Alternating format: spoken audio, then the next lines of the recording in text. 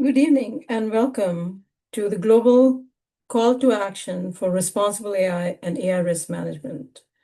My name is Pamela Gupta, and I am going to go over my keynote address at a recent award that I was honored to and humbled to accept from ISACA New York Metropolitan Chapter, the prestigious Wasserman Award. Wasserman Award is given to those leading in the field of cybersecurity, governance, and risk management. This award puts me in the company of an elite group of leaders in the field of risk governance and cybersecurity globally. I was recognized for being a pioneer in the field of AI governance, having published a AI risk management framework 2 years even before NIST came out with their NIST AI RMF.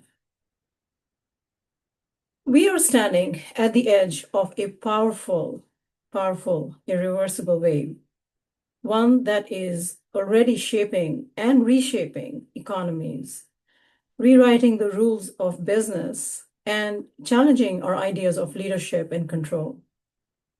It's called AI. When I talk about control, there are several aspects and facets to it, which I'll go into, but that are unprecedented and we have not seen at a societal and a national, military, and global level. Yes, talking about AI. This call to action is based on my keynote that I gave at the award ceremony. The applications of AI are vast and pervasive and steadily increasing. PwC's estimate still stands at estimating AI output to contribute to global output of $15.7 trillion by 2030. That is a very stupendous number. To put it into context, more than the current combined GDP of two of the largest economies of the world, namely India and China. This is more than the current combined economy, GDP, for these two countries. And we're talking about increasing globally the output from AI in the next 4 years. 4 years in AI world is, given the current pace at which we have exploded in the adoption and the utilization and the production of AI systems, is a long time. So we are talking about, it seems like 4 years is not a long time, but it can be in at the rate we are expanding in this field. So this brings me to a reality check. And I'd say, Houston, we have a problem. We cannot realize the potential and the benefits of AI without understanding the unique risks and required mitigation. Risks ranging from amplifying and perpetuating existing biases to hallucinations and inaccuracies in output, to system failures that, as has been shown by leading companies, majority who are doing research, that the majority of those using, creating AI products, deploying, implementing, designing, right, at any level of AI system usage and adoption is problematic if we don't recognize the context and how we are using it in that context, without knowing what are the unique risks from ensuring that these systems are trustworthy and responsible. So to identify some of those factors, of what makes trustworthy and responsible AI based on the AI tips model that I created several years ago, and now the NIST AI RMF ISO 42001, and leading published papers from OECD, etc. These factors include mitigating risks from security, from privacy, explainability, bias, transparency, accountability. These are all things that we may have seen in some shape or form in existing systems, but AI brings a unique risk when it comes to these factors. So I ask, Houston, we have a problem. Do we have a solution? The good news is that in the room that I was addressing, which was professionals from governance and audit and compliance and cybersecurity, there is a way of creating an approach and a position for not just riding the AI wave, but to direct it toward a more trusted, secure, ethical, and inclusive future. AI can bring significant time and cost savings, perform tasks with greater accuracy and speed than humans, rapidly analyze data to make decisions and recommendations. And the fact that some of us are even here, in spite of the global pandemic, COVID-19, is a testament to some of the powers of what we can realize in terms of gains with AI. The unprecedented rate at which the vaccination was able to be produced and deployed globally, including the research, the shortened timelines in production, the supply chain, all that we would not have been able to achieve it without AI. So it is a very, very compelling, and not just from an economic perspective, but also from healthcare, from facets we are seeing, such as self-driving cars, diagnosing patients in hospitals, screening job applicants, recommending content, and now even creating content with generative AI. And then we are proceeding towards what is agentic AI, which refers to an advanced form of AI, systems that can, at the highest level, can autonomously take actions and adapt to their environment in real time, solve multi-step problems based on context and objectives. Agentic AI is redefining workforce requirements and reinventing how we do business. Agentic AI is also enabling straddling the digital and the physical world, which is in the form of humanoids, for example. Those humanoids that are powered by agentic AI are capable of performing increasingly complex tasks, such as autonomously, such as moving beyond pre-programmed actions to adaptive, intelligent behavior. Means robots can now understand their environment, learn from experiences, and make decisions without constant human input. This can lead to more efficiency and versatility. However, it can have unprecedented risks, as we have not yet put a very effective governance and a risk mitigation around these systems. If they are based on generative AI is still uncharted when it comes to risk management at the highest level, is what I would conclude for now. And why does this matter? Labor costs can account for as much as 70% of total business costs, according to the US Bureau of Labor Statistics. Costs for humanoids can be as low as 40 cents per hour.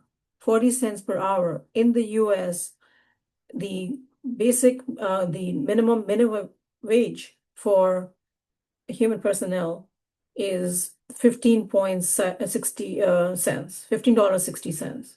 So if we're talking about 40 cents per hour, this is something significant and will have significant impact in our future. Not in terms of just risk again, but also in terms of why we would want to look at the bottom line in a business and be adopting AI and humanoids.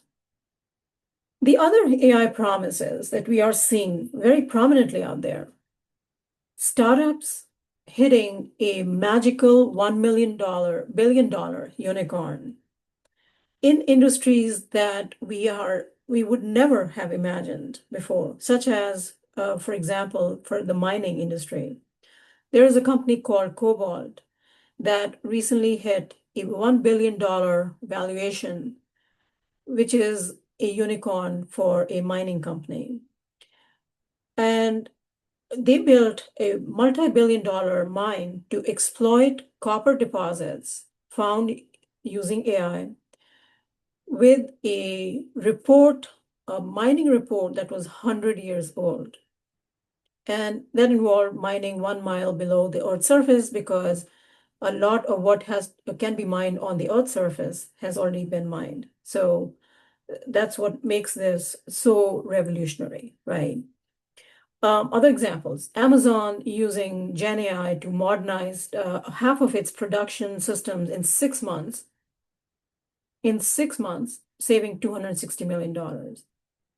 Now, you may have read recently Morgan Stanley, which is a financial institution.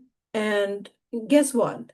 A lot of financial institutions have a lot of legacy code in the form of COBOL.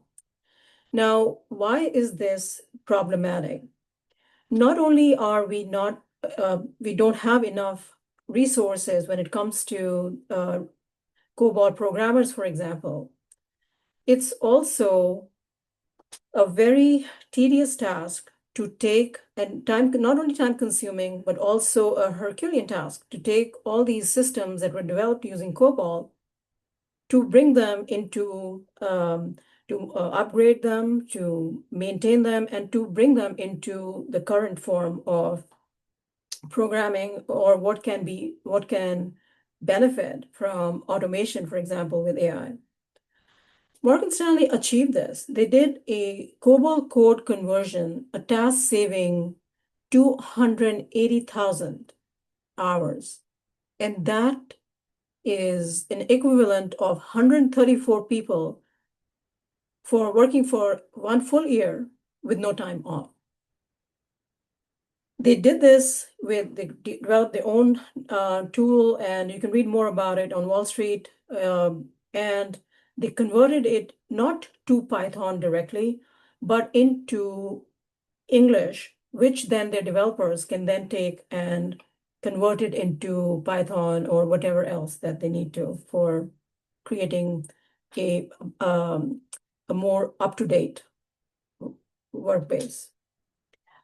So this is a very good example, in fact, because this is not a case of AI and automation and coding replacing human programmers, but helping them become more versatile and more bringing up the quality of the work and addressing something that would have been impossible.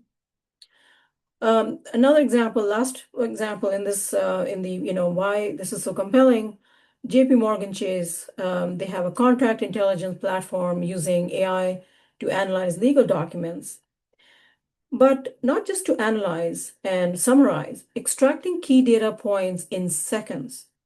The multimodal framework and interpreting of complex legal language,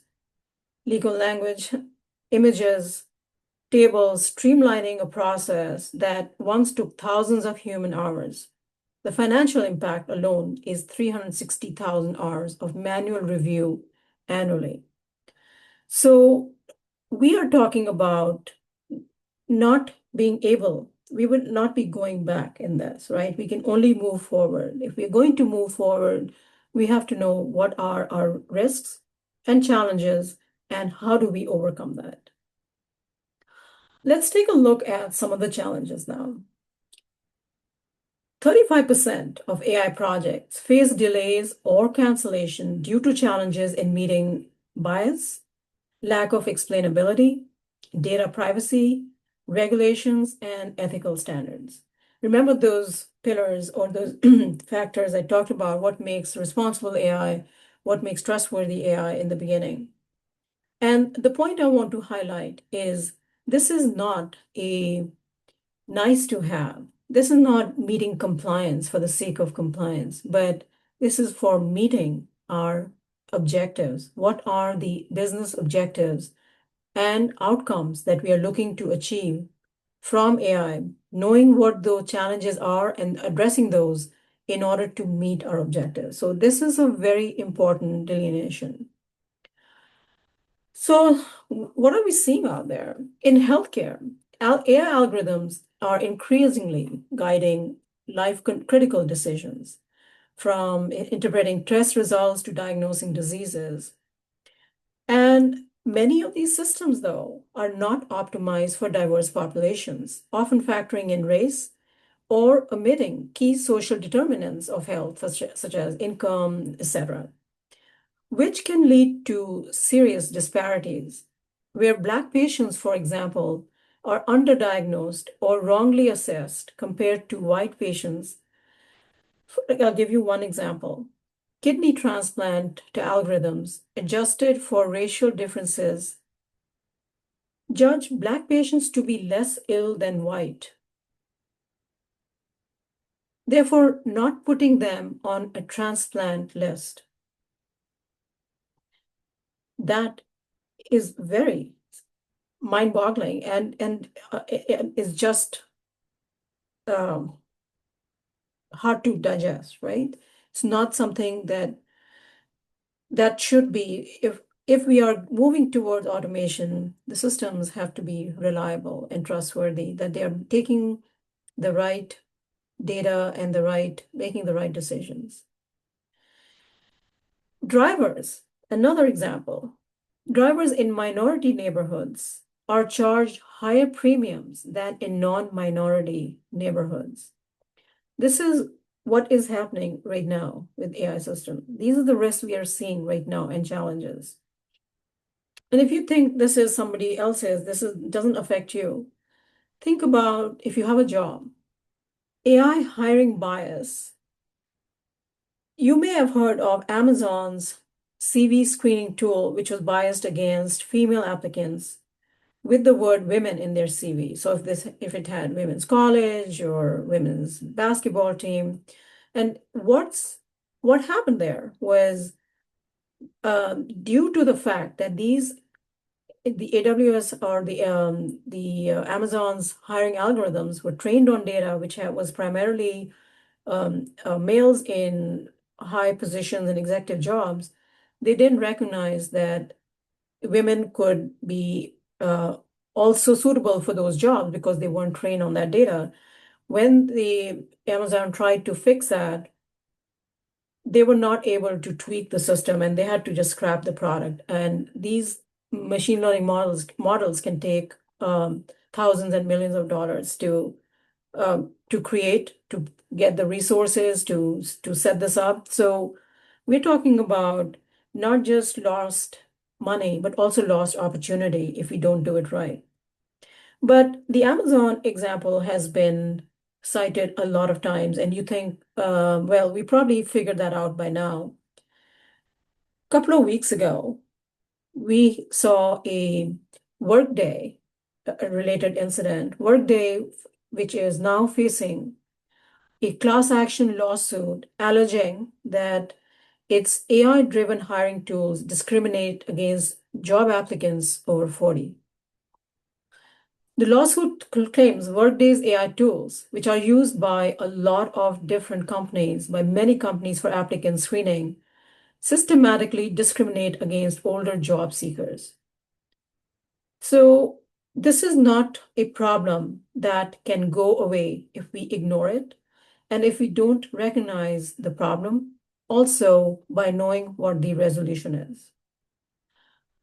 Why this matters is now this lawsuit, of course, will place enterprise-grade AI hiring tools under renewed scrutiny and examination as more companies adopt algorithmic screening.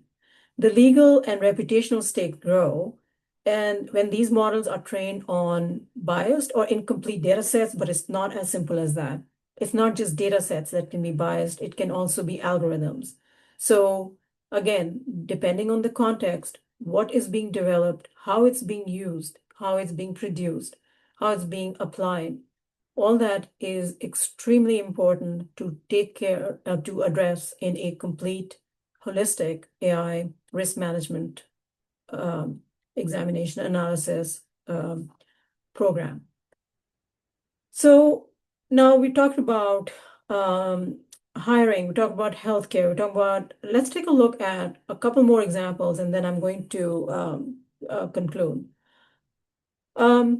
Algorithm used by IRS to decide who to target for financial audits results in Black taxpayers being audited at a much greater rate than non-Black population. Facial recognition technology, and we've seen and heard so many examples on ShopRite related to etc. A lot of examples in the commercial as well as social settings. Facial recognition used by Louisiana authorities led to the wrongful arrest of 28-year-old Georgia man who was falsely linked to a purse theft in two areas in Louisiana, but he had never even been to Louisiana. So the prosecutor was able to the differences between the suspect and the facial characteristics as well as weight differences prompted the Jefferson sheriff to rescind the warrant. But the point is, if we are not aware that these systems can make decisions that are erroneous and we are automating them and we are allowing them to influence significant life-altering actions, then that's something we need to stop and pause and fix it before we go further. Couple more examples on other, as we have veered toward generative AI and hallucinations is something where this can be very problematic if these systems are put in areas where they are influencing or taking or making decisions autonomously. We've all heard about Air Canada's chatbot gave incorrect information to a traveler on a bereavement discount, which the airline tried to argue that the chatbot is responsible for its own actions. Obviously, that was flagged down, and now this is considered a landmark case that is potentially setting a precedent for airline and travel companies, increasingly those who are relying on AI and chatbots for customer interactions. Companies are liable for what their tech says and does, and it's not just Air Canada. A WestJet chatbot sent a passenger a link to a suicide prevention hotline for no obvious reasons at all. Now, switching topics to where we are seeing adoption of AI, whether legitimately or on the side, as in whether it's shadow AI or just used by employees on a private basis. Shadow AI recently, let's talk about, there was a $50 million AI project, a $50 million AI project that was shut down in 48 hours because the reason being a single shadow agent was seen to be accessing customer financial data without proper governance controls. And this was not a startup. It was a Fortune 500 company with a world-class security team. Other factors that are challenges and are unique to AI: disinformation. In fact, I have a podcast. I run a podcast, Trustworthy AI, De-risk Adoption of AI. Would encourage you to listen to this podcast on disinformation and disinformation at scale with AI and how it can hurt business as well as companies as well as individuals because of the impact of rumors and how they can be done at scale, which can severely impact a company's brand, for example. I'm going to close on one agentic AI example because I talked a little bit about that in the beginning. And just to go into it further, agentic AI, of course, is posing key business and security risk due to their access to privileged data, due to their integration into multiple points within the company's data repositories and systems, but not in a supervised way. If agents can act autonomously in ways they are not aligned with business, and how do you keep them aligned to business? That's a tough challenge. There can be a severe and high impact system risk that can arise, especially when we're combining LLM creativity with autonomous decision loops. I talked about humanoids in the beginning, but there are multiple various implementations of agentic AI. This is a cybersecurity problem, which I'm going to go into a little bit more depth before concluding.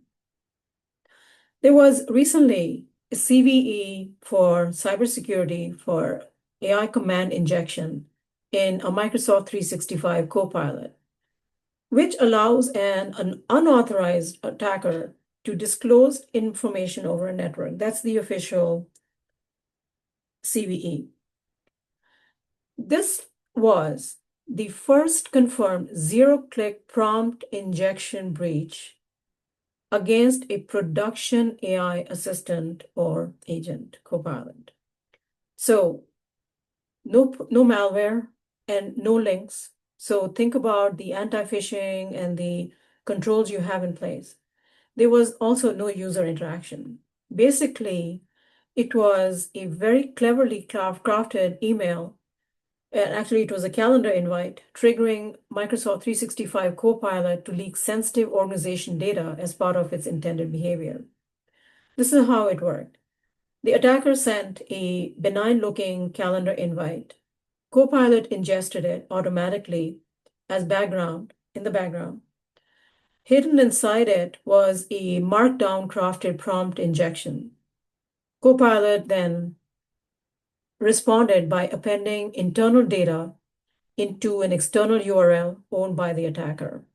And all of this happened without the user even opening that email. So I want to end on that this is going to be the waters we are charting now. Some are going to be uncharted waters. Some are going to be waters that we have charted before, but the nature of the risk and the nature of the threat has evolved. So even if we have talked about phishing, we've seen that before, but the way it has the form factor, the landscape, the threat modeling around that, the impact, the execution, the controls we need to put in place is now vastly different. So this is, I won't go into why this is happening. I could, what are the trust boundaries? How do we go about addressing that? But that'll be for another session. I just want to conclude on one important fact without talking about AI governance actually is the jobs, impact on jobs. And I do have a podcast on the impact on jobs and how trust management is really important. But one thing that you may want to actually also read is a New York article New York Times article recently on how jobs are going to be changing. It was by Robert Kapp, and it's an excellent article on 22 new jobs that AI could create. It highlights three major areas where humans are either will be more necessary or more impactful, more important and necessary than ever in terms of when it comes to trust, integration, and taste. So, Houston, we have a solution. We have a problem, but we also have a solution.